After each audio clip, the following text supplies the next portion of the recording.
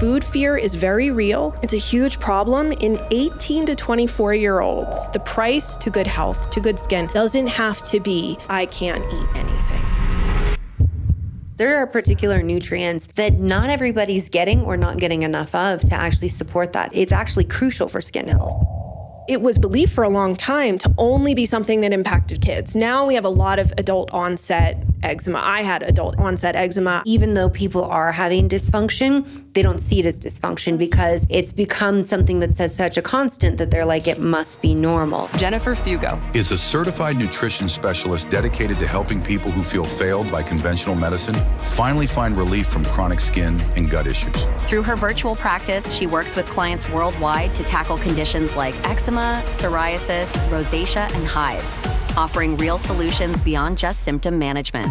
As the founder of Quell Shop, a skincare and supplement line designed for chronic skin sufferers, and the host of the Healthy Skin Show podcast with over 1.1 million downloads, Jennifer is on a mission to empower people with the knowledge and tools to heal from the inside out.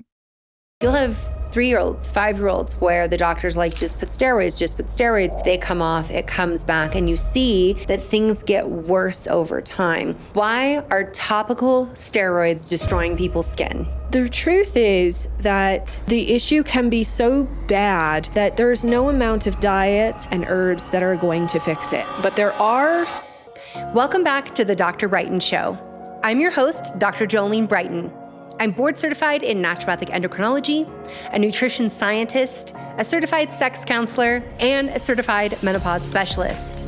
As always, I'm bringing you the latest, most up-to-date information to help you take charge of your health and take back your hormones. If you enjoy this kind of information, I invite you to visit my website, drbrighton.com, where I have a ton of free resources for you, including a newsletter that brings you some of the best information, including updates on this podcast. Now, as always, this information is brought to you cost-free, and because of that, I have to say thank you to my sponsors for making this possible. It's my aim to make sure that you can have all the tools and resources in your hands and that we end the gatekeeping. And in order to do that, I do have to get support for this podcast. Thank you so much for being here. I know your time is so valuable and so important, and it is not lost on me that you're sharing it with me right now. Don't forget to subscribe, leave a comment, or share this with a friend because it helps this podcast get out to everyone who needs it.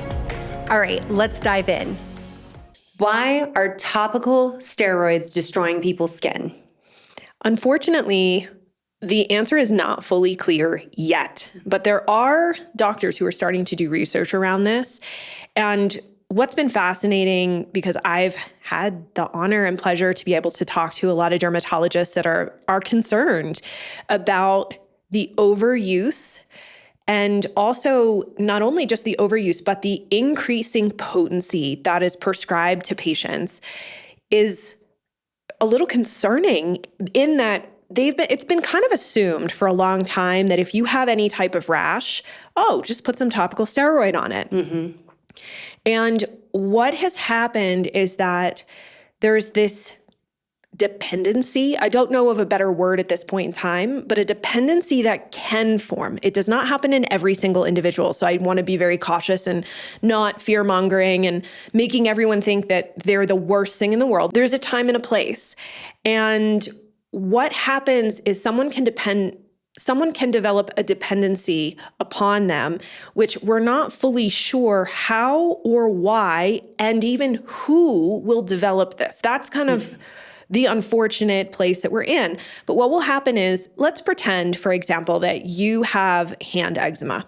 You use topical steroids on your hands. Maybe it starts with hydrocortisone, and eventually your doctor's like, hey, it's just not working enough. Or maybe you tell the doctor it's not working enough, it's starting to spread. And eventually you're given methazone, I think is the other one. And then clobetasol sometimes is prescribed, which is a much more potent steroid. And you'll notice your rash starts to spread. Mm-hmm. And it starts to go places that you never had it before. And you can't go off of it. So let's pretend that the doctor said, we'll take it for 2 weeks and then stop. Well, the rash just keeps on going, and your skin all over your body starts to look like you're developing a full body eczema rash, where you'll even notice that individuals will develop like sleeves, like the rash will stop. The redness will stop at the wrists. The tip of your nose will be white or, a normal color. And I want to be careful here because obviously people who have different skin tones, inflammation looks different. Totally, yeah. So in darker skin tones, somebody who may have more like brownish toned skin, it could look gray, it could look purple, it could just look darker. And in white individuals or more fair-complected individuals, that's where we see the pink and red tones. So inflammation shows up in these kind of really interesting ways. The skin becomes extremely dried out. You'll start developing what's known as elephant skin. So it's sort of where like at the joints especially, the skin becomes very wrinkly and it starts to look like literally elephant skin. And you can't sleep. Your hair sometimes can start falling out. Wow. You can obviously, because you're being exposed to hydrocortisone and steroids, you can sometimes develop cataracts, which you need cataract surgery to remove. And you end up becoming extremely sensitive to things. I think I mentioned insomnia as one problem. Another issue is what they call zingers. So you'll feel like your body is being jolted full of like an electric current. And also, swollen lymph nodes are an issue. And like I said, I mean, you just can't sleep. You can't function. You can't regulate your body temperature. And so that's sort of like the worst case scenario. But again, you don't have to go on clobetasol, which is a more potent steroid, to have this happen to you. So there's obviously adrenal issues that I think are part of this, but also mitochondrial issues.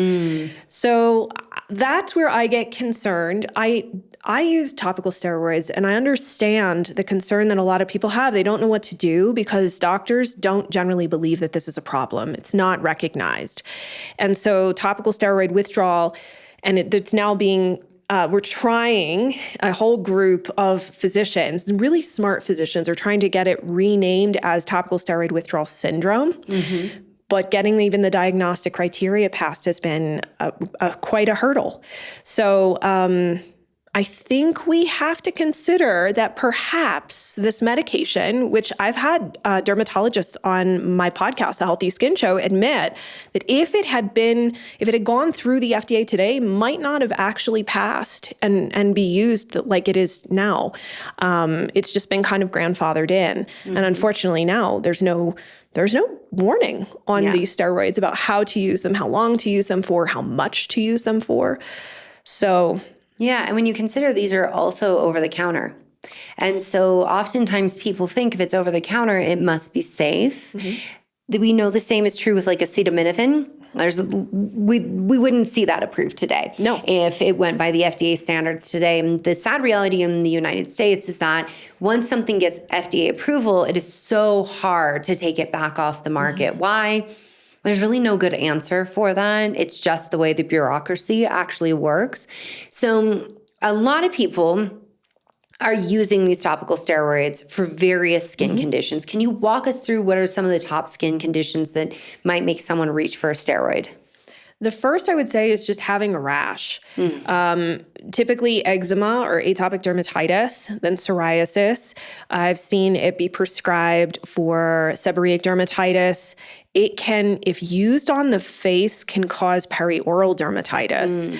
So that's not always advisable. At least, look, I'm not a doctor, but these are things that I have learned from interviewing physicians and working with clients who've ended up with problems. So that's where, I'm coming from with this. Well, also, I think it's important for the audience to know that you lecture at dermatology conferences. So I have. You do teach doctors on other ways and other methods to manage these skin rashes without having to rely on steroids. And so that's why we're going to get there. But that's why we're having this conversation today, is I want to talk about some of these issues because it often isn't until things get bad that people are then made aware of the risks that come with topical steroids. But you were saying seborrheic dermatitis. What other skin conditions? Well, the other thing too, if it's used on the face, it can thin your skin, but the skin on our face is very thin. And that thinning can make your skin extremely aged because it'll destroy the matrix of collagen underneath the skin. And then in like your eyelid area, some individuals will develop these like cracks that will not heal up. So you have to be very careful on the face.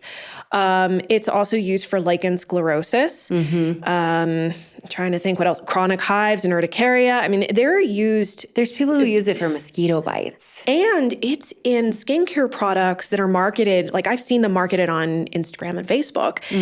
And it's an ingredient in the formulation, but it's never really disclosed why it's so great with like making your skin clear up and you have this like sensitive skin and you might be prone to rashes and it has a steroid in it. The other like big red flag are creams that come from China, like Chinese medicine creams. A lot of times they have steroids hidden in them and you can't read the directions and the ingredients on them because obviously it's written in a language like most of us. I mean, there's certainly people I'm sure who can read it, but most of us who do not read Chinese have no idea what's in this. And so unfortunately, you have to be very careful with those creams as well. That's actually something that's I'm like, oh my gosh, check your skincare because I never considered that they were going to be hiding steroids within there. There's very famous dermatologists who have huge followings who put steroids in their creams that they recommend, you can use on your face, you can use everywhere, and it has hydrocortisone in it. Wow. That's shocking. And this is something that you should always read your labels, but I think as much as we've taught the public about reading food labels, there hasn't been a lot about skincare literacy and actually understanding what's going in there. I think also when a doctor is recommending it, you tend to trust that and not always question it. So what should people be asking their doctor about? If their doctor recommends steroids as first line, what other things might be considered or should be investigated?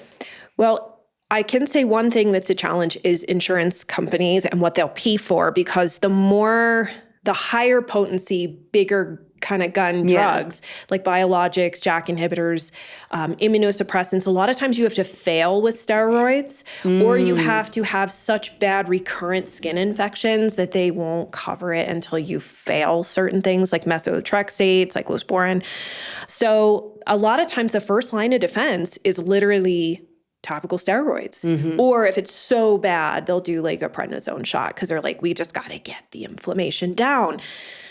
The challenge is that what we don't ask enough questions, I think, just generally as patients. And a lot of patients also don't know that pharmacists are so knowledgeable. Oh, yes. They're amazing. Yeah. So start asking your pharmacist about guidelines and recommendations about how to use the cream. What do they suggest? Ask your doctor or provider, how long should I be on this? And then when should I stop? How much of my body surface should I apply this to? How many times a day is too much? Because if you're given, and I'm not even joking, sometimes a ginormous tub that does not give any kind of like boundaries, how are you, the patient, supposed to know that you were supposed to stop it after 2 weeks when it doesn't actually say that? Yeah. So, my worry is that, yes, steroids can be helpful. They have a time and a place. So I don't want anyone to walk away listening to this and being like, I'm throwing this all out in the trash. That's probably not a good idea because it could be possible, if your doctor prescribed that and you've been taking it readily and you just cold turkey stop it, there may be some TSW symptoms that will pop out. What's TSW? TSW is topical steroid withdrawal. Okay. So again, that's this condition that's triggered as a secondary condition by the medication. So whatever condition you had prior condition, so if you had eczema and that's what drove you to use the cream, you still have eczema. You just have now this other problem, which is quite significant on top of it. If you're a mom, for example, who's rubbing your child with the creams at night, you can develop TSW as well because you were exposed to it. So it's just really interesting. And again, I feel sad that I can't go in this study. We don't have a whole lot right now. At the moment, there's been a couple of case studies, I believe, that are like they've either been published or are going to be published. And we had one doctor from the NIH who published a study that believes that the extreme redness that people experience in their skin from this is actually the result of excess NAD. Okay. So the flushing form of niacin that is overproduced by your mitochondria and also in the kynurin pathway. So that eventually in the kynurin pathway, we end up generating NAD, and steroids, specifically hydrocortisone, upregulate that pathway. Okay. So it's really fascinating, like all of the things, but we're just in the infancy of it. So I like to say, what could possibly be driving the inflammation under the surface? So maybe we can get off of these medications. We could look for other alternatives to try to get back to normal skin. Eczema is a condition a lot of people are struggling with. Roughly, like how many people struggle with eczema? I think the last time I looked at the stats, at least in the United States, I think it was something like 30 million people. Oh, wow. And it was believed for a long time to only be something that impacted kids. Now we have a lot of adult onset eczema. I had adult onset eczema. I had dyshidrotic eczema on my hands. So I was told to use steroids and Vaseline.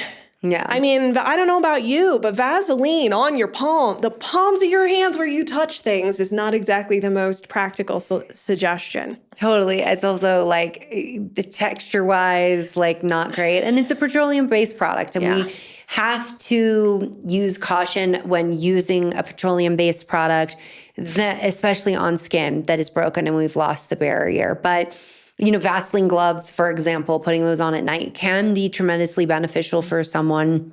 And so again, it's always weighing the risk versus benefit. Now, when it comes to eczema, that's one primary condition we often see steroids. I mean, children, you'll have 3-year-olds, 5-year-olds where the doctor's like, just put steroids. They come off, it comes back, and you see that things get worse over time. There's also, I get that we want to get them out of discomfort and we want to get relief, but there's not a lot of thought for that aging skin over time.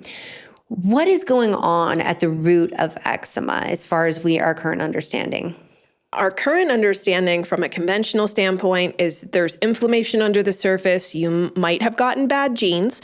You might be in an environment that you're allergic to. There could be some food allergies. And then they don't know the rest. That's pretty much where it's left. The more recent research, which I have found super fascinating, which was actually, to be fair, done by pharmaceutical companies because they had the budget to do it, was looking at specific cytokines. So specific cytokines are, for those who don't know, they are inflammatory messengers. They're sort of like, I think Dr. Carrie Jones described them as like emails that keep getting like sent out into the system. She's like so great at analogies. Yeah.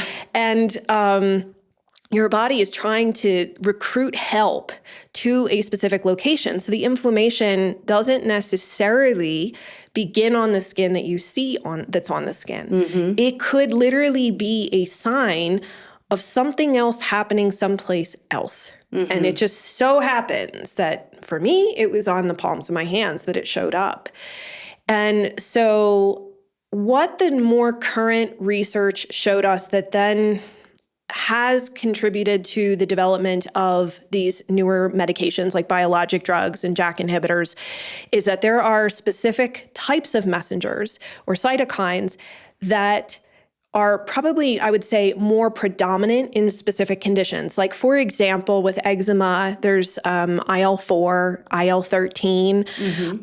With psoriasis, it's like IL-17, IL-23.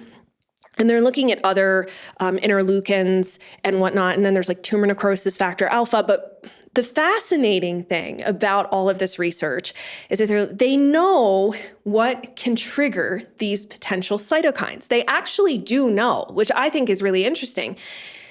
And So this happened to me a couple years ago. I got an email. I don't know. Do you ever get drug company emails? No. I don't know how I got on this drug company's list. They leave me alone. They're like, she wrote this book called Beyond the Pill. She's not our friend. I don't know why they thought I was their friend. So they were asking for money for funding for like a phase 3 drug trial for a oral, I think it was an IL-17 blocker. And at first I was like, I don't know what this is. And I threw it in my trash. And then I was like, I wonder what that says. Why did I get that? And as I'm reading through, about halfway down, they acknowledged in the email that IL-17 is an inflammatory cytokine that's triggered by pathogens in the body. And I'm like, they know? Yeah. They know. They actually know what is causing these cytokines. So why are we just using a drug to block the signal and not going after the thing that caused it in the first place? So what are the pathogens?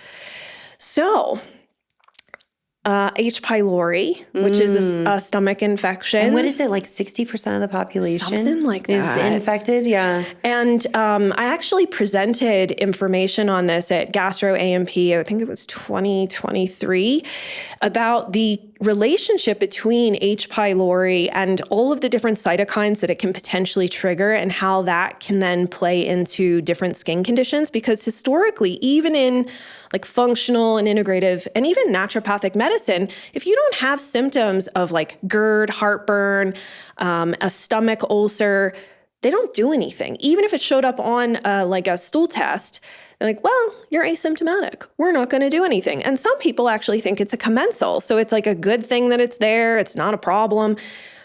But what if you show symptoms in a different way?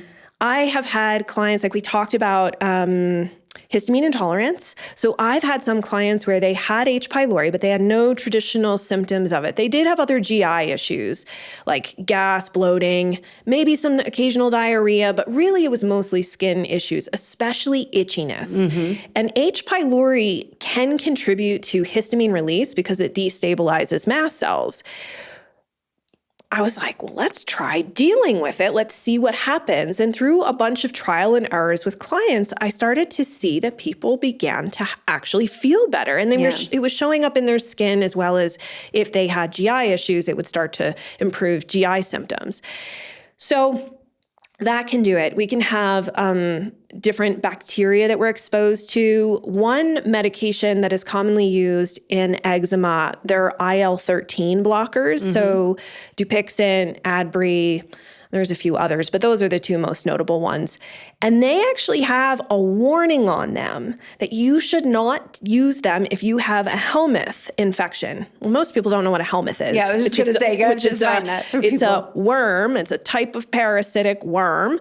And I don't know about you, but most doctors rarely check for parasites unless you have such severe GI distress and probably either had food poisoning or came from like a third world country from vacation. They don't check. So I've asked drug reps and I've asked doctors, well, if there's a warning on this, you're not supposed to be on this medication if you have a helminth infection because it's an IL-13 blocker. Who's supposed to sort that out? Yeah, and the who's doing the response is testing? the patient would tell their doctor. I think I have a worm, sir. Actually, if we actually said that, they would probably think we had a psych condition. If we said, I think I have a worm inside me. I have provided clients with stool testing proof that they have what are called larval nematodes. So they're like baby worms. And I'm like, you need to bring this to your dermatologist and ask them to treat you for this, or you have to come off the medication. And I have countless times been told, I don't treat GI issues. I don't treat parasites. Yeah. It's probably fine. And I'm like, yeah, but so the reason, I'll just specify, because I don't want your listeners to go, but why should you not? What's the deal with this? So people think that cytokines are bad. And actually, I think you know her, Dr. Heather Zwicky. Yeah. She was my immunology teacher, actually, in med school. Yeah, so she's super brilliant. She's been on the Healthy Skin Show a bunch. And what she shared with me, it's similar to like histamine and all of these things. It's never this black and white. Sometimes it's black and white, but a lot of times there's shades of gray when it comes to these issues. And cytokines are not necessarily bad. They're a part of our immune system. It's your body trying to help tell you there's a problem. And the symptoms that result, like eczema or hives or whatever, admittedly, yes, they're super annoying and in some instances, very debilitating.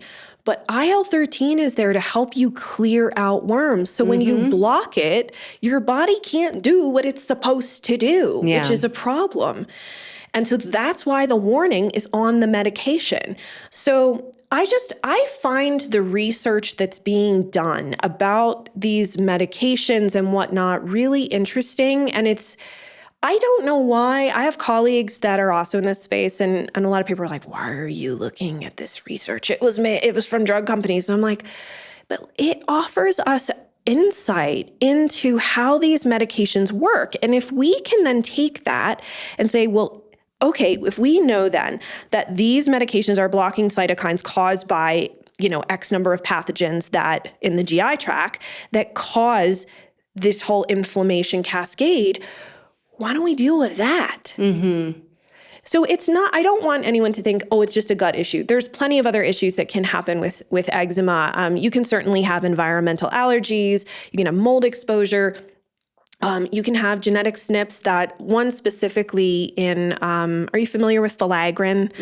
So for your listeners who don't know, filaggrin is sort of like the mortar mix of your skin barrier. And it also, when it breaks down, helps produce something called natural moisturizing factor that helps keep your skin nice and moisturized. And when you think of eczema, psoriasis, and many of these skin conditions, your skin gets like super dried out and flaky, and you can't hold moisture in.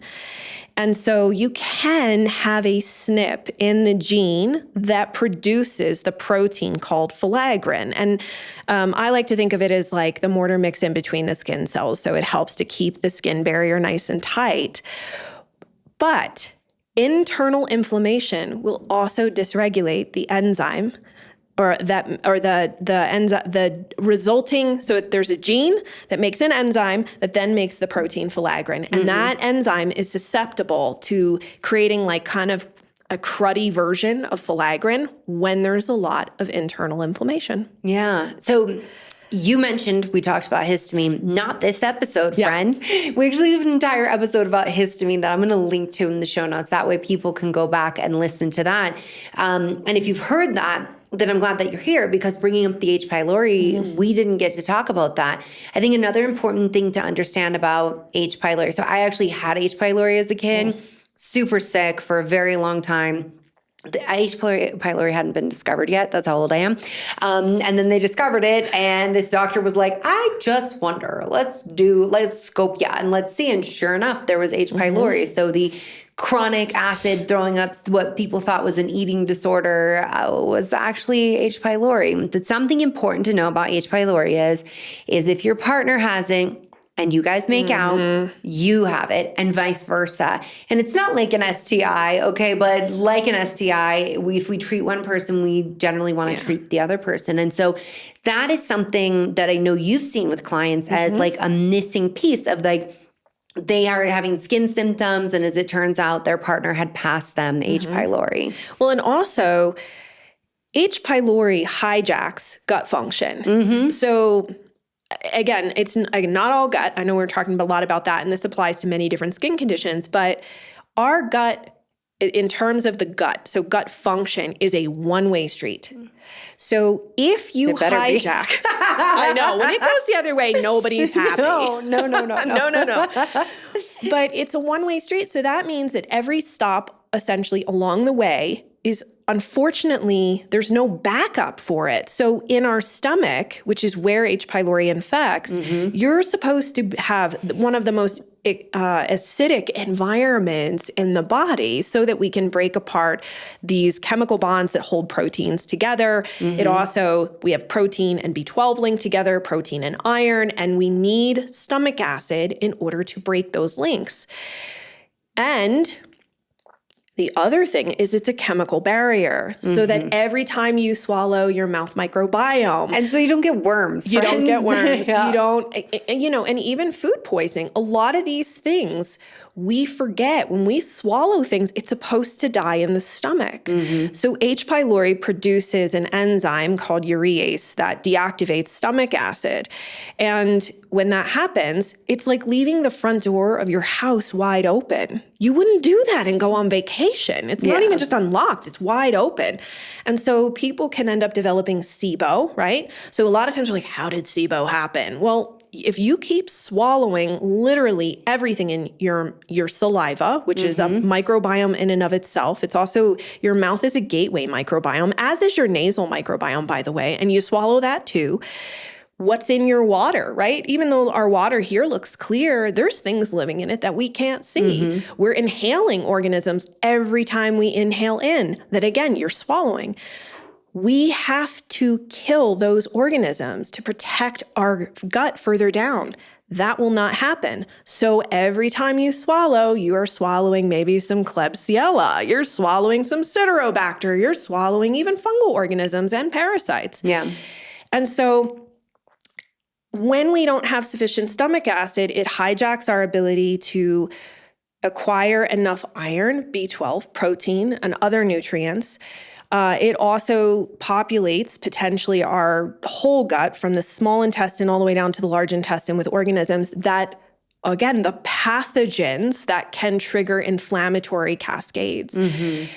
And when your stomach doesn't break food down appropriately, it cannot, like that one step, there's no backup. So now your gallbladder doesn't squeeze out bile appropriately. Your pancreas, while yes, it might squeeze out or secrete a bunch of enzymes into the small intestine, those enzymes can only do so much. They're like the little tiny, they just do a little smaller job of cutting up the amino acids. They're not meant to do the whole work. So we start to see a ton of gut dysfunction.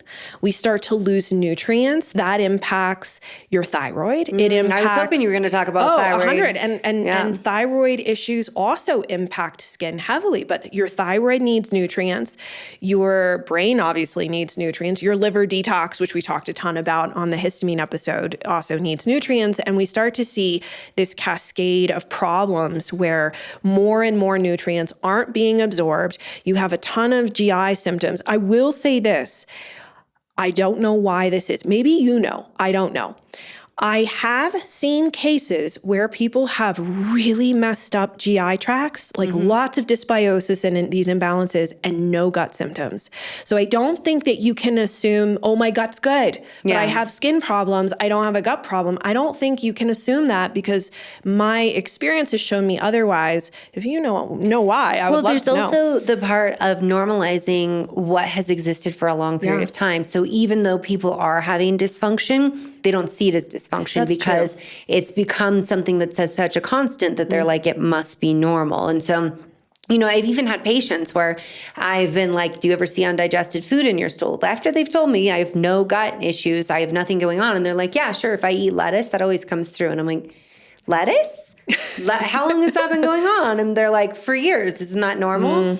We don't talk about poop, just like we don't talk about periods and we don't talk about hormones like enough. And so we don't have people who are bouncing it off to know what's normal. I think there's also the way that people express. So when you have gut symptoms, maybe you're having joint pain, maybe you're having brain fog, maybe you're having other endocrine issues, so hormonal issues going on. But skin is also a way that we know when the gut is not adequately detoxifying, because that's one of its jobs, digest, it does all these things, but if it's not moving waste out, waste has to get out somehow. And so sometimes we see that present in the skin as well.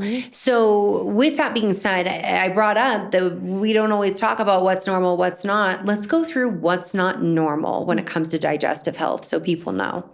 I would say that I would say the first thing is it's not normal to just swallow your food.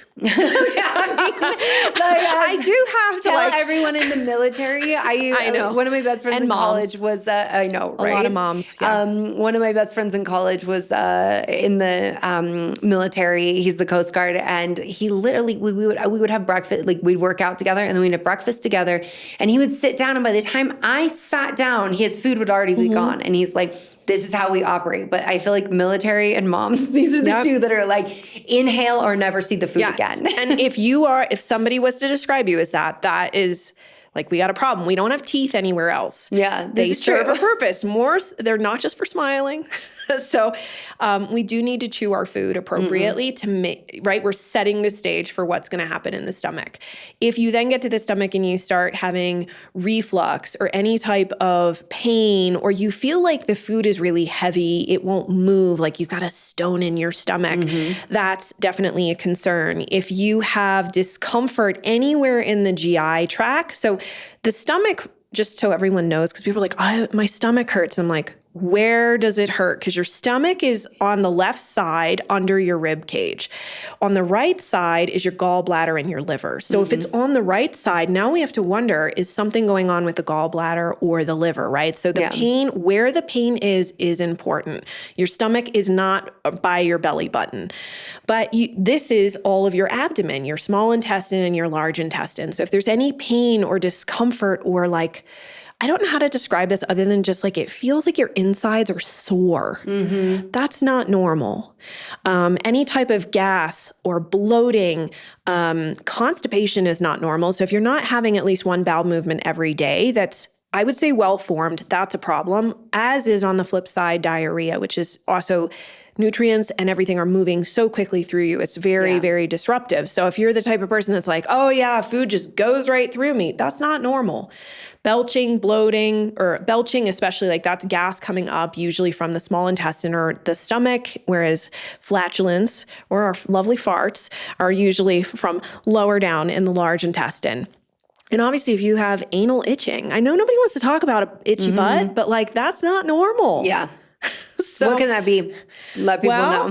It can be fungal overgrowth, but it also can be parasites as well. Like moms know a lot about pinworms, I feel like, because that's a thing kids pass around. I don't see that ever in adults, but I think like we don't kids, put everything in our mouth. That's true. Good point. Good point. But the other thing too is if your food is passing through you too quickly, the anus can become irritated, and that can also cause itching as well. Yep. You brought up reflux, and I think a lot of people often miss the signs, which could be clearing your throat excessively after you eat, or coughing after you eat, or coughing when you go to bed at night. And so when their doctor asks them, are you having reflux? They think no. And that can actually be a sign of H. pylori, like bringing it back to that.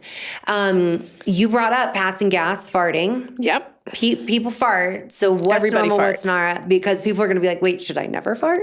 No, I mean, you're supposed to fart. I mean, we have a whole microbiome in our GI They're farting, tract. by the way. Farting. It's not you. You're just the vehicle in which it exits, and you're fleshy, so it makes noise, but it's actually the bacteria making that gas. So I think, if you're not having a whole lot, it's different where it's all day, it's after you eat, and especially if it's got a really distinct odor. Like if you're like sitting in meetings and being like, oh my God, I really need to like. If people would clear a room. Like that's You've got a problem. Something's going on there. It can be putrefaction of the proteins that weren't broken down in the stomach and thus couldn't be absorbed. Again, our gut function is equally as important as the gut microbiome, and they both contribute to this whole concept of leaky gut. And I just want to say this right here and now. Leaky gut's not the problem.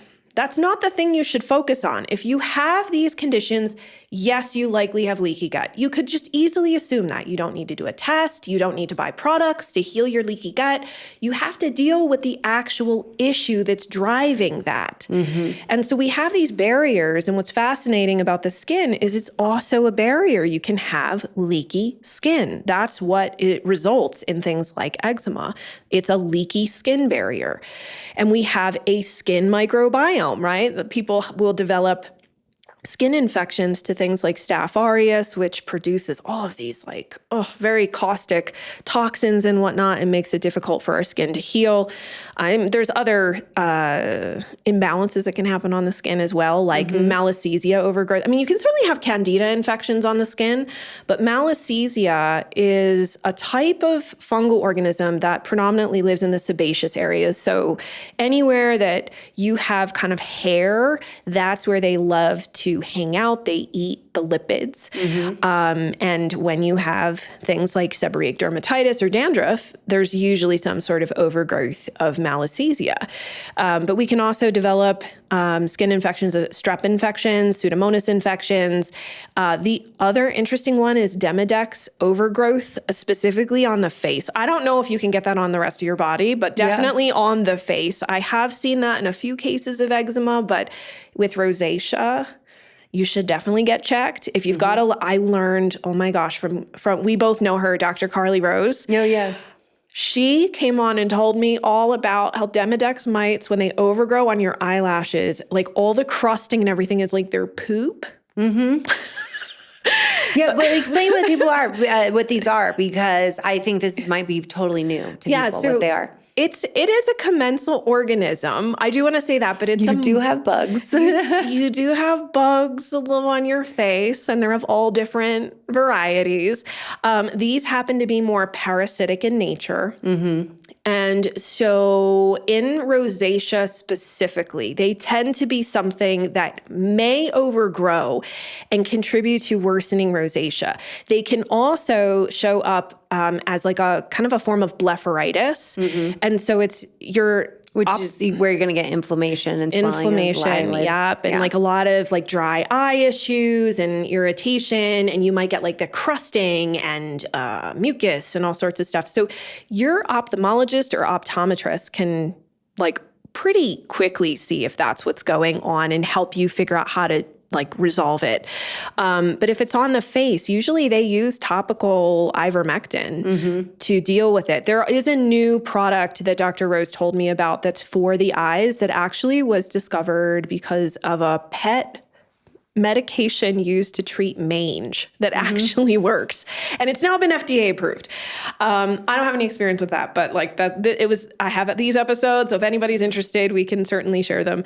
But again, we have this interesting interplay between the gut microbiome and gut function that contributes to creating these inflammatory messengers, and then how it communicates to the skin and the inflammation that shows up on the skin and dysregulates our skin, whether, in psoriasis, whether you end up with this excess production of skin cells that creates the plaques. It's just, to me, it's so fascinating. And obviously, too, because I know you know so much about thyroid and hormone health, the thyroid is a crucial piece to this. And some skin conditions can put you at greater risk for having thyroid dysfunction. Psoriasis, I don't know what the actual percentage is or rate it's increased, but those who have psoriasis are at much greater rate much greater risk for developing Hashimoto's thyroiditis. And if you have a thyroid that's really dysregulated and in a hypo state, I don't know about a hyper because I don't see many clients that have hyperthyroidism. Graves is much more rare. And I appreciate you bringing it up because people, and I will link to an article on drbrighton.com all about Graves' disease, because people are always like, well, what about Graves? And that's like 1 out of like 3,000 people who have Hashimoto's talking about it, because it's just disproportionately much more rare. Yeah. But the higher your TSH goes, the more your thyroid gets kind of low. One of the symptoms is an eczema-esque type rash. You can end up with a lot of skin dryness, itchiness.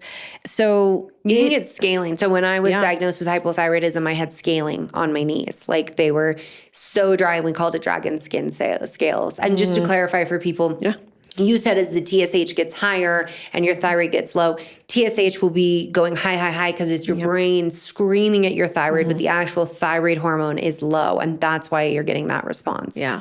And it can have you might not think that it's a big deal. I really recommend clients get their full thyroid panel checked. One individual I worked with, and actually I interviewed her on the show, her TSH came back at 33, which was the highest I had ever seen a TSH. And she was so physically miserable with her skin, but also mentally, she was ready to kind of like not be here anymore. She was so depressed. She was so overwhelmed and and so I'm so glad and grateful that we looked deeper, because then she was able to get on medication, and that drastically improved so many things, gave her more runway so that she could work on a lot of those other underlying root causes and, actually get back to like getting outside and going in the garden and doing normal things. Well, Ed, for context, for people to understand, you said TSH, it's above 30. We don't like to see it consistently above 2.5. So that is grossly hypothyroid. Yeah. Some doctors won't actually treat until it's 10, 15. And I feel like that's because this is predominantly a condition that affects women. And telling women, you're just tired because you're a mom, you're just tired because of this, and gaslighting them about their symptoms. Just is still in trend. We need to like boot that, like call Cosmo up and be like, can you like issue that gaslighting women is out, 2025 it's out. That would be really nice. Yeah. You've brought up psoriasis. So we've talked a little bit about like the root cause of eczema and some of the things that can contribute.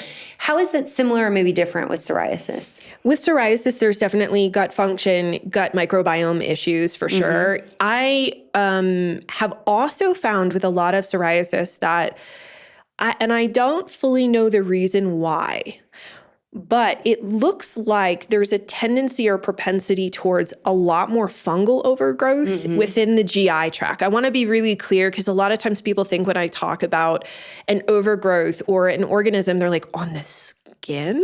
Yeah. No. It's in the gut. And then that inflammation, as your body is sending out those cytokines or those messengers trying to recruit for help, ends up on your skin, and you end up with these symptoms.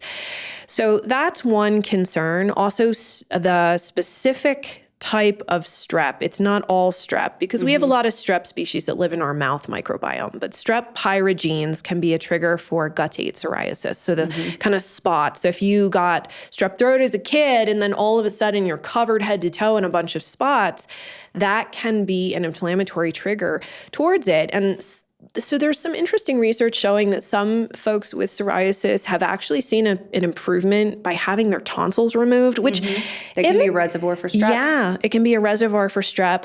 You can have strep hiding in the system. But yes, I think in general, it's like we're looking at the thyroid, we're looking at the gut microbiome, we're looking at gut function, we're looking at the environment that you live in, because mold plays a huge factor for people with psoriasis, and for whatever reason will make it absolutely worse. It might not show up as a histamine response. I don't know why. I've only had a handful of psoriasis clients that have histamine issues. It shows up differently. Also looking at nutrient depletions.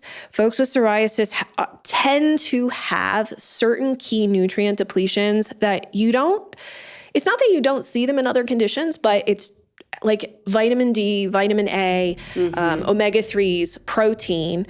Those are kind of the big ones. And there's actual research to back that up.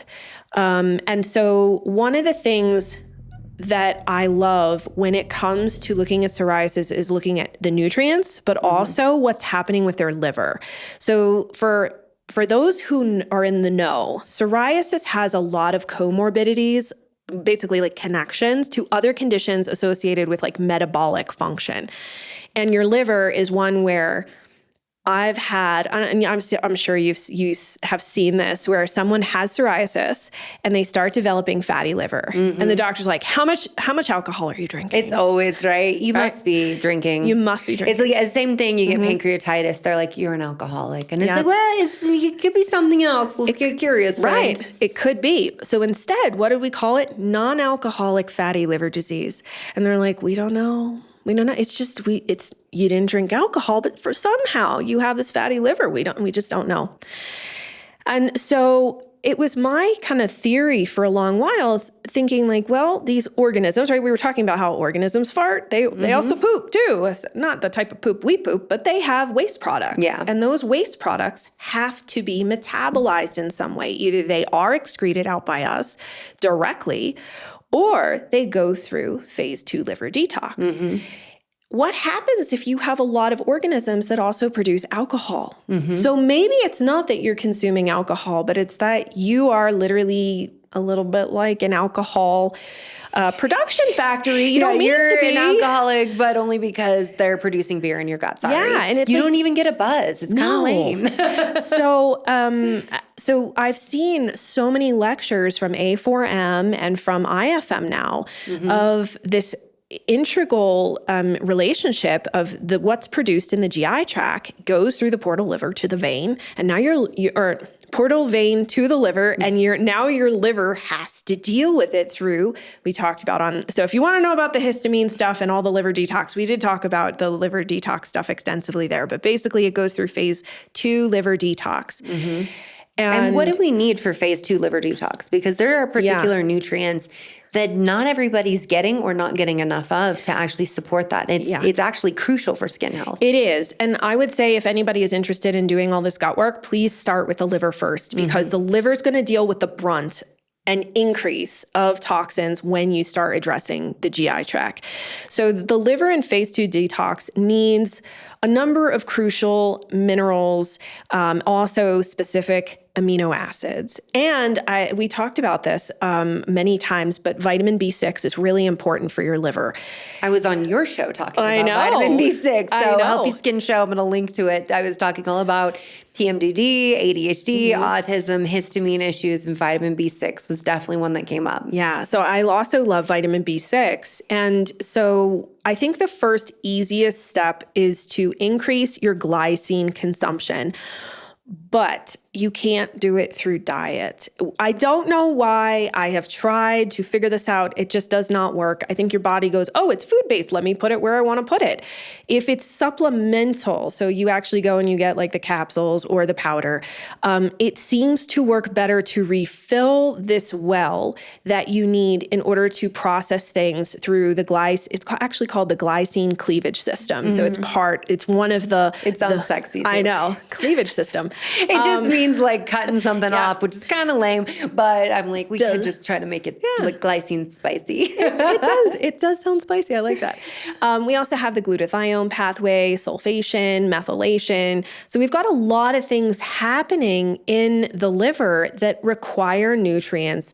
So I think the easiest thing to do is look at glycine, and B6 is like your first step. If you've had long-standing skin issues or they're really severe, that's where we really need to add in a more full spectrum support of these different amino acids, because at the end of the day now, it's like we need to make sure that your liver's got what it needs in order to do this work. Because if it doesn't, it's just not going to happen. And now you're like kind of slowing the conveyor belt down.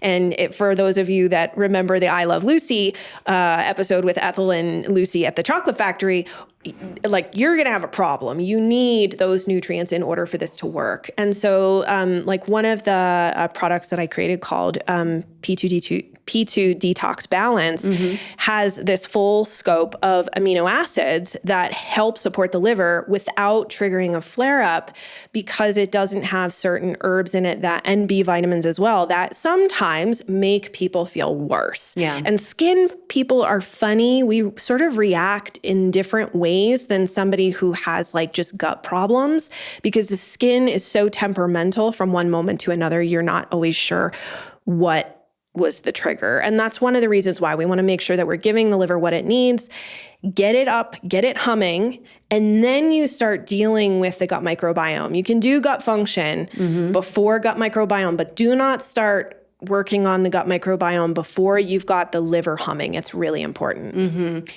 You had said that diet doesn't necessarily work for glycine. I think some people are going to walk away being like, oh, so she's saying don't bother with the diet, just take a supplement. No, Okay. diet matters. Okay, I good. do think diet matters. I think one of the big frustrations I have with integrative medicine is that most people are like, oh, just go on this diet or just do AIP or just. You said psoriasis is connected to candida. Yes. Candida diet, thumbs up or down? No, thumbs down. Okay. So part of the problem is we've created this world where people think that the more foods they take out, the healthier they are. Yes. And perhaps there's a likelihood that maybe you take out one of the inputs, things change, and all of a sudden your skin does start to get better. But long term, is that really sustainable? If it's maybe just like dairy or gluten, it might not be that hard. Yeah. But what happens? It might be sad, but not that hard. Right. But what happens in like 6 months when now all of a sudden you've got to take out more food? Yeah. And then another 6 months, now it's more food, and your diet is getting smaller and smaller. I want to know why you're becoming so reactive to those foods. Now, in the case of psoriasis, there is a risk that you could have celiac disease. There is, again, all of these comorbidities, and that is one of them. So some individuals actually do really well on a gluten-free diet who have psoriasis. That being said, I think try to add in to your diet as many whole foods as humanly possible. But these other diets, like if you struggle with salicylates, which is a phytonutrient and a phytochemical essentially that comes from plant foods that some people start to react to, that's actually a sign that you have an issue with glycine because that's where salicylic acid is processed. We need glycine to repackage it to get it out of the body. So it's a sign of deficiency, not that you have to avoid all of these foods. You asked about the Candida diet. Well, I don't like it because, number one, it's miserable. Yeah. Like, I like food. You like food. You know I like food. We are foodies. And when you have spent years, like I spent 13 years not eating eggs and gluten. Listen, I got used to it. I accepted it. But to be able to just travel and eat eggs, like actually have some food for breakfast when you travel, made such it gave me such an ease. And so that's what a lot of clients report when they're able to add back these foods, because it wasn't the foods causing the problem. It wasn't the foods causing all of this inflammation. It was all of the other factors, the gut dysfunction, the gut microbiome, and then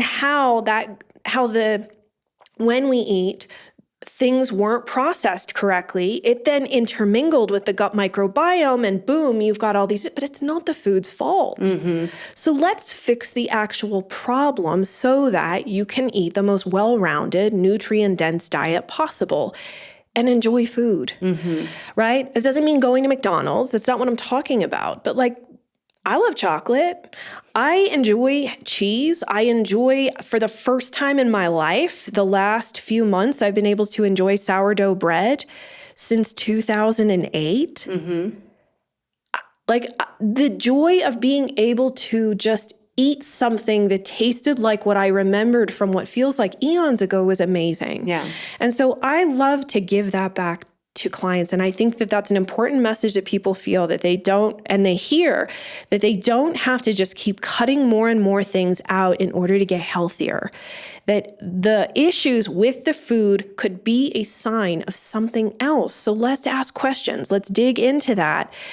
And yes, there are plenty of people who have eczema that can eat eggs and dairy and all this other stuff. There's plenty of people who have rosacea that can go back and start eating some of the rosacea foods that you're not supposed to eat, like ginger or cinnamon and spicy foods, right? They're able to reintroduce those things. There's people who have hives that are able to reintroduce high histamine foods. And there are people who have psoriasis that are able to eat red meat and a lot of those like potatoes and other nightshades that everyone's like, oh, you can't have those, but they're able to tolerate them. I have psoriasis, and when people were like, that means you can't eat nightshades, I'm like, I'm a Latina. I live on salsa. I don't think you understand. I literally drink salsa. Like I can't even, and it's never made a difference. Yeah.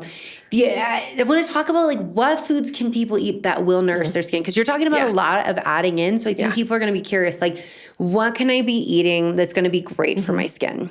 The first thing I would say is if you took dairy out, I love ghee. I think ghee is a worthwhile try. One of the reasons why is it has butyrate in it, and butyrate is really good for your GI tract.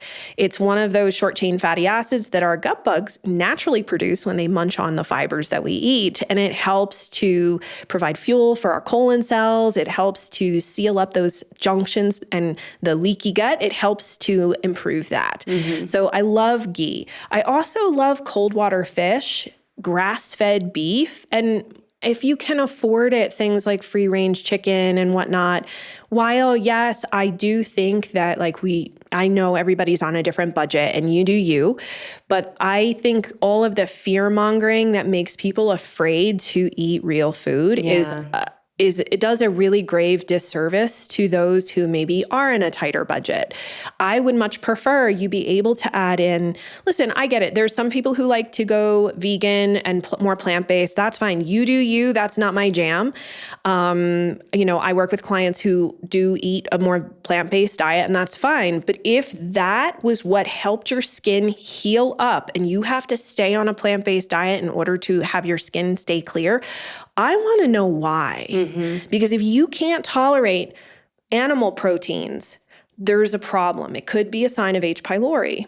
On the flip side, if you do carnivore, where you're only eating animal products, and that's what cleared your skin up, I want to know why. To me, that could be a SIBO issue. It could be a fungal overgrowth issue, but there's usually some type of underlying issue where you aren't able to tolerate all of the fiber. So I always like to ask why. So another group of foods that I love are berries. I know you love berries. Anything that's like bright in color. I do. I mean, I love berries. They look like ovaries. They're good for your ovaries. Like Mama Nature again signaling. She's like, I got you. And antioxidants. They're also, there's something sweet that I feel like we can enjoy and appreciate without necessarily, I don't know, like I have berries with breakfast. That to me, I would much rather that than like a muffin. I don't have any interest in like a pastry. So to me, I slowly with time switched my diet to like, oh, berries are like my dessert and I really enjoy them. I also love things like asparagus. I love carrots. I love apples and all different colors of apples as well. Granny Smith apples are great, but I think other apples are also wonderful because they contain really great fiber and pectin and quercetin and all sorts of things. And then also, I'm just trying to think some other favorites. I mean, we definitely want to see clients have some fiber into their diet. So it could be through chia seeds, could be hemp seeds. I love pepitas and pumpkin seeds. Those are really great. I know like you talked a lot about how they have magnesium and zinc and they're a great source of minerals. And from there, I mean, I like a well-rounded plate where about like a two-thirds of the plate is some sort of green, colorful, veggie type situation. Maybe we have a little bit of starch in there.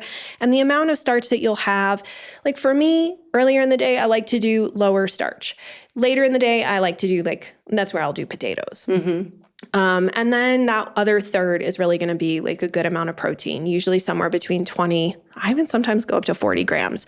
But I think in general with skin, when you're trying to address skin issues, I think we should be closer to 80 to 100 grams of protein a day, partly because we need it for all of these different processes. And a lot of times people are nutrient deprived because of H. pylori and low stomach acid and all of this. But also we're healing tissue. We have to rebuild our skin tissue, and that takes protein in order to do it. And we need it for liver detox, we need it for thyroid, we need it for all sorts of things. So I think that's another good kind of avenue to go down. Yeah. And when you're talking budget, I think often people hear cold water fish, they think salmon, they think that's expensive. Sardines are incredibly economical, such a great place to get your omega-3 fatty acids. And you brought up the fear-mongering. The fear-mongering of whole foods, I cannot for the life of me understand how people are out there and they'll nitpick things like sometimes it's oats, sometimes it's a nut, sometimes it's a seed, sometimes it's this, leafy green vegetable. And I'm like, you really think in the current paradigm of the U.S.'s chronic health crisis that kale is the biggest problem. Like that eating a cashew is the biggest problem. And yet you will see people out there in the grocery store usually doing a video where they're telling you this is full of poison. And in reality, we know that ultra processed foods, these are filled with omega-6 fatty acids, and they're not filled with nutrients. These are things that are going to sabotage your skin. And we're not talking about that. We're seeing people talk about and vilify whole foods. And I think it's so refreshing to hear you say this, because people get so confused about what to even eat because of this basically clickbait that happens on social media. Like, if you can tolerate dairy, if you literally can do, if you have your coffee in the morning and you like coffee, drink coffee. This is another one. Oh, coffee's bad for you. It's bad for your skin. You should stop that. Like, it's like, or because you're a woman, no woman can drink coffee. I'm like, watch me. I'm also a rapid detoxer. So it's something too where people are like, no, women don't metabolize it like men do. And I'm like, you should see me wake up in surgery, drink espresso at 10 o'clock at night. I go to bed. I also have horrible drug reactions because I metabolize things so quick. But I'm like, you can't just make blatant statements about this. Whereas we were talking, my husband, if he has a cup of coffee at 12 in the afternoon, he will not sleep at all. But me, I can have espresso at 10 p.m. and I'm fall asleep 10 minutes later. I'm not having a problem with it. And that speaks to the differences in individuals. And that's what, when we're just going online, looking at these reels, right? A 10-second reel with a caption, that person has a particular agenda and perspective. I would much rather you figure out you eat the Jolene diet, I eat the Jen diet, your husband eats his diet, and my husband eats his. That it changes over time. So as you were saying, you and I were both talking about that this week. You were saying how you couldn't eat eggs. I was telling my son for my 20s, I couldn't eat eggs because I ate eggs and I had horrible, horrible stomach pain. I had the same thing with avocado. I couldn't eat avocado for 10 years. As it turns out, I had small intestinal bacterial overgrowth, and I addressed that. And then all of these foods were able to come back in. And I feel like I've been seen sometimes as a heretic in the functional medicine space, because I've always had the same perspective as you, is that you should be able to eat just about everything that's a whole food. And if you can't, then we have to ask why, right? There are intolerances, there are sensitivities, and there are allergies, and there are medical conditions that say you can't eat that. Okay, we know that. But when we start getting to the place where it's I just can't eat this because I'm eliminating everything out of my diet, or because my doctor said you have candida, therefore you can never eat this food again. I've always called BS on that. That is not how you were designed. And also that is not how you would actually survive if we weren't living in such an artificial environment, right? Where we can procure food. We go to I'm sure you remember, kale was never even a thing when we were kids. No. There was one apple you could get in the store. There wasn't all these apple varieties.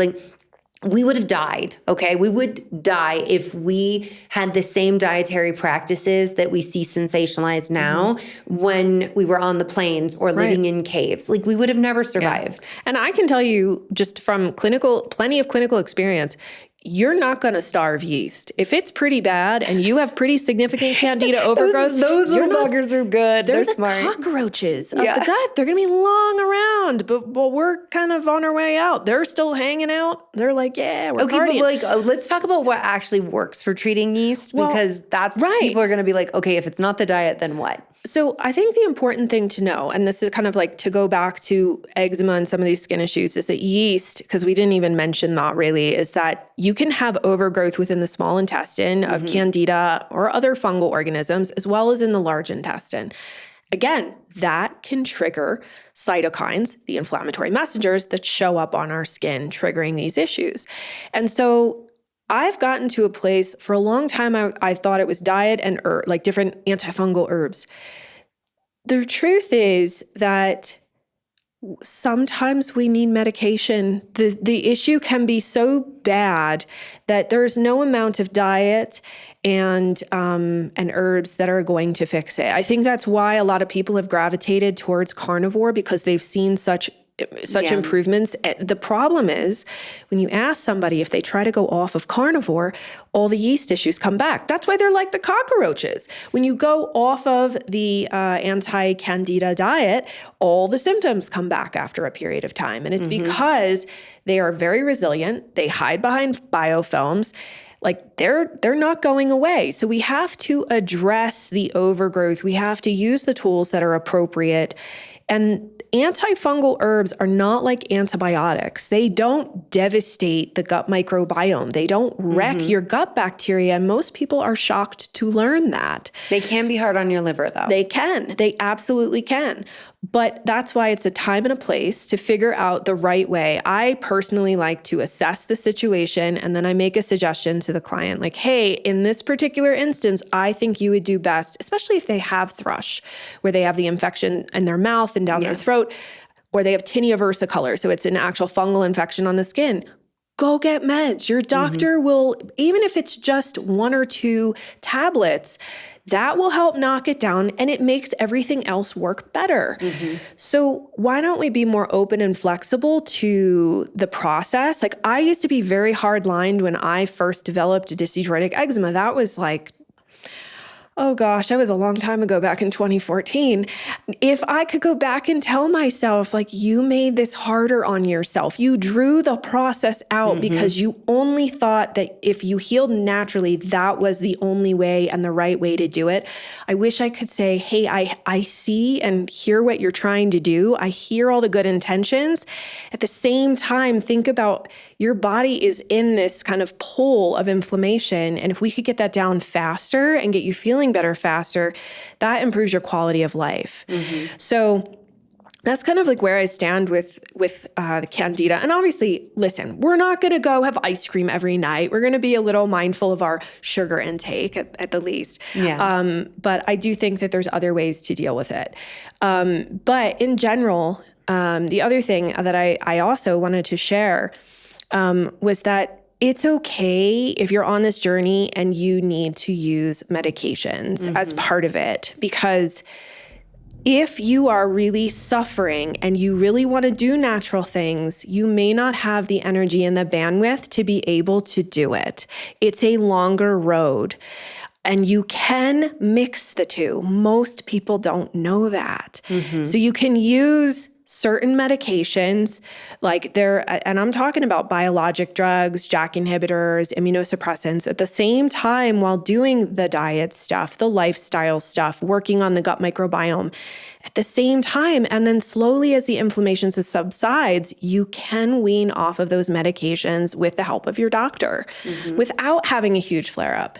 So I think there's a lot out there that people can do. They think it has to be one camp or the other. And I love to show them that there's a way to do that, to get back to eating real food and to enjoy their life again, because that's what's really important. Well, and I think it's important for people to understand that a lot of the side effects they want to avoid or that they even fear with medications can be mitigated through nutrition and lifestyle. And that's always the stuff that if you lay that foundation, that's really your ticket towards long-term health. And so just because you use a medication doesn't mean that you failed in some way or you weren't working hard enough. It's that sometimes we need a medication. And if you do use a medication, that doesn't mean just forgo everything else because it doesn't matter. It actually can help you immensely. We know, there's a lot of medications that have nutrient depletions. And so that's something most doctors don't even talk about, that, these medications can actually deplete you of nutrients. So, and then people get side effects. And it's like, if we work on your diet, we don't have to have those side effects. I can add to this one reason why you have to be very careful with elimination diets and eliminating too much food. It's not all foods, but the top 9 allergens. So that includes things like dairy and eggs. you run the risk if you take them out for, and I don't know that there's not a lot of great research in adults on this. There's more in kids. But after somewhere around a year, your body, when you try to reintroduce them, may see them as an actual allergen, and you can develop an IgE allergy. So I have now, unfortunately, clients who had eczema, who read online, take out dairy. That individual now has an anaphylactic dairy allergy, can't do cow's milk, can't do goat's milk. I have another client who took out eggs, now has an egg allergy so severe she can't even have it in baked goods and has to have an EpiPen. Wow. So we have to be cautious. If your provider is constantly pushing on you these elimination diets with no end in sight and does not say, oh, by the way, here's a side effect, right? We have to, I feel, I'm not a prescriber, right? As a clinical nutritionist, I can't prescribe medication, but I want my doctor, hopefully at least my pharmacist, to tell me if there's a side effect to taking that. And there are side effects to doing elimination diets that we are not being told. And yes, food fear is very real. It's a huge problem in 18 to 24-year-olds. It is about 80% of people who are obviously really impressionable at that age, who develop food fear from doing elimination diets to help their skin. And I worked with a research team out of UC Davis, and we surveyed over 600 people who all had chronic skin problems and how they used elimination diets and food. I mean, that's huge, over 80%. And even when you got to I think it was the 55 to 64-year-old bracket, it was still about 50% of people. Wow. And it didn't matter whether you had a previous eating disorder. You could have no issues with food prior, and using elimination diets caused so much stress in people that they now had a real negative association with food, plus the issue of potentially developing food allergies. Yeah. So I think this is why this is so important to say, hey, is there another way? Is there a better way where we don't have to wreck our relationship? The price to good health, to good skin, doesn't have to be I can't eat anything. It shouldn't be that. That to me is not a fair trade.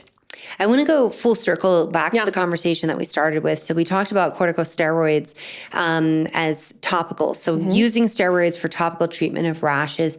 What are the alternatives? Because we've talked a lot about the root cause, what you should investigate, what you should be eating. What are topical alternatives that people could be using to get symptom relief with their skin issues?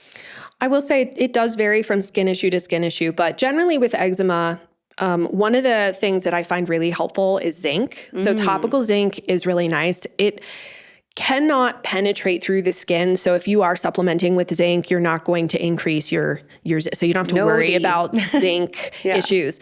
But so one thing that I decided at a certain point was I wasn't super happy with a lot of skincare products because while they might look natural, and there's a ton of greenwashing that goes on in the skincare industry. What is greenwashing for people who don't know? Yeah, greenwashing is where the product looks natural and organic, but when you actually flip it over, you're like, what the heck? It's all these chemical names. Now, chemical names aren't necessarily bad, and there are plenty of websites like Made Safe, for example, where you can go and look up the ingredients, but they're loaded with things like sulfates, parabens, phthalates, xenohormones and whatnot, and endocrine disrupting hormones. And that is really alarming. And some of the products, especially bigger brands, they intentionally create products like moisturizers where you apply.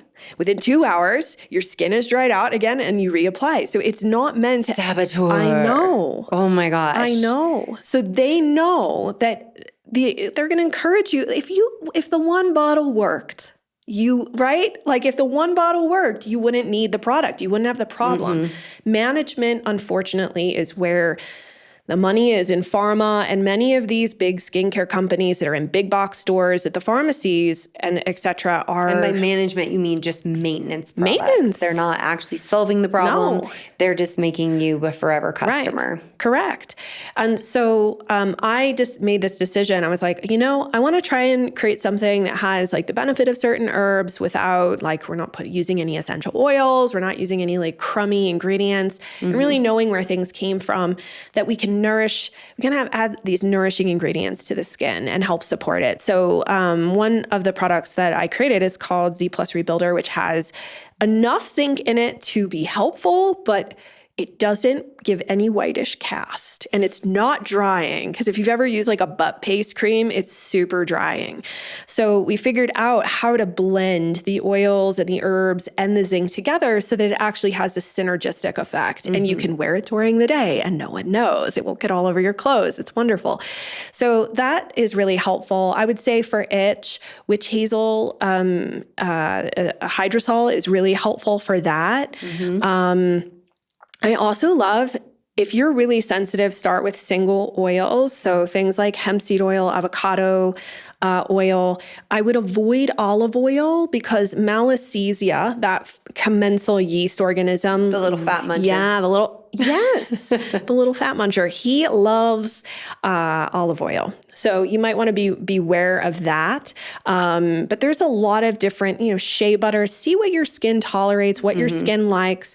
Sometimes you may have to layer things on. So if you get out of the shower, do your lighter things like maybe some aloe vera and then your hydrosols or hypochlorous acid spray. I don't know if your listeners are familiar with that, but it's probably not. So break it down. Hypochlorous acid is produced in our neutrophils. So it's part of our immune system's defense to kind of like kill other organisms. And so I don't know who figured this out, but they did, and they have put it into bottles. It looks and feels like water. So there's no like stinging or anything weird, and it can help with what's going on in our skin microbiome. So you can spray that on your skin up to 5 times a day if you're kind of prone to infectious issues. It's not going to help if you're in an infection, it's too late. But if you're kind of prone to it, it can help kind of, we want to keep the skin barrier happy as long as we can. So is that helping with the leaky skin that you were talking about? Yes. Okay. Because like the Staph aureus produces alpha and beta toxins, which are both really inflammatory to the skin. So, so anyway, hypochlorous acid spray, and there's a bunch of different companies out there that make that now. That's a really great option.